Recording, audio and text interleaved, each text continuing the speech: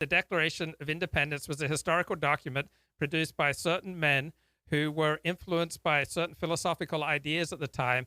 And it was not a document that was created for the founding of the United States. The United States was not founded. It evolved from various groups of Englishmen who moved to America and developed very much along English lines. And so the Declaration of Independence was a historical document that the rebels in 1776 produced to make their case to the world. And so this notion that all men are created equal, to me, I can find ways that that's true. I mean, I have to really, really work at it. But if I want to understand something and want to resonate with it, I can do the work and find ways where this statement is true.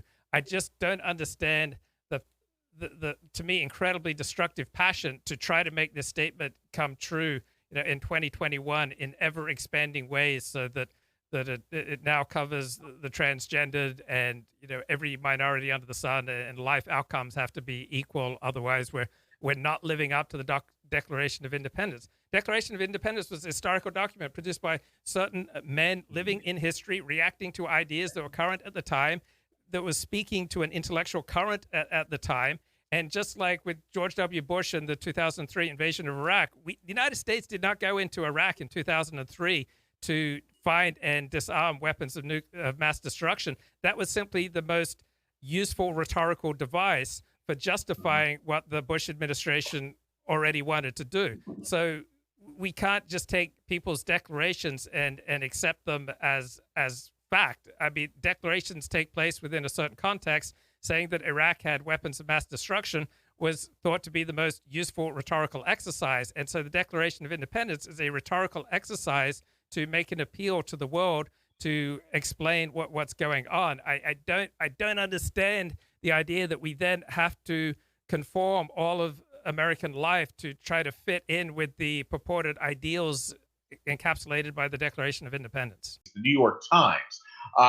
You mentioned to me that you subscribe to these major newspapers, even though you know that they're on the left, and you find them valuable, but at the same time, it's in a discriminatory sense. And I do find really fascinating. So please do tell me, how does one read the New York Times? What's your take on that?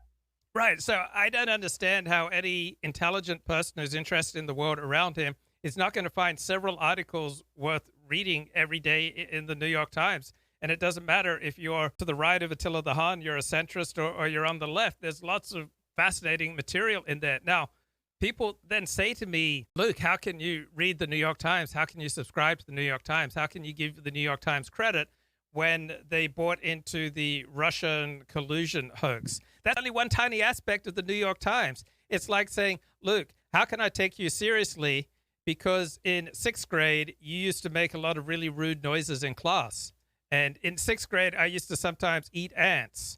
And I used to pull the pigtails of girls. And even today, I say and do embarrassing things. Like, everyone can be dismissed if you just focus on one thing. That's something I notice, just a human tendency. We're just wired to try to dismiss people and institutions because reality is so confusing. We just want to boil things down. So we just dismiss, for example, the New York Times because they made the Russian collusion hoax the top story for 3 years, and it turned out to be nothing. But I don't read the New York Times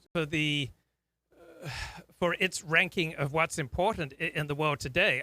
I was never able to read anything about the Russian collusion hoax without starting to get a headache. I mean, I would genuinely try to read these articles about how Trump colluded with Russia to rig the 2016 election, and my mind would just get fuzzy and start to hurt because it just didn't make any sense. So I don't read the New York Times for that. I don't read the New York Times, obviously, for its woke op-eds, but I mean, the New York Times sometimes publishes Christopher Caldwell. He's an amazingly insightful thinker, and a lot of its cultural coverage, book coverage, overseas coverage.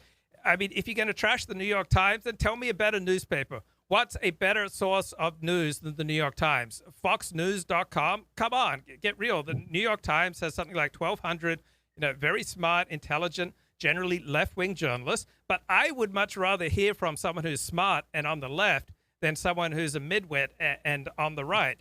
So they've got more journalists than any other news outlet of which I'm aware. They produce more thoughtful content than any other newspaper of which I'm aware. What's better than the New York Times if you want to read a daily, constantly updated source of information?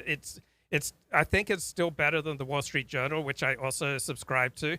I mean, where else are you going to get your news from Twitter? I mean, Joseph, do you read the New York Times? I do from time to time. I read many different news sources. A great deal of them are on the left, some are on the right. I don't take any of them necessarily very seriously unless I think that what they say is self evidently true, which is to say that there's been some sort of evidence provided to corroborate it. I generally perceive nowadays news articles as being opinion pieces, even when they're not labeled as such, just because bias has grown so rampant in this day and age. But I mean, once you know, for example, I'm right wing, so for me, I regard inequality as natural, and I believe that people are built with different skills, different proclivities. I don't believe that we're born a blank slate. Once you know where I'm coming from, then whatever someone else's perspective is, they can kind of deal with me.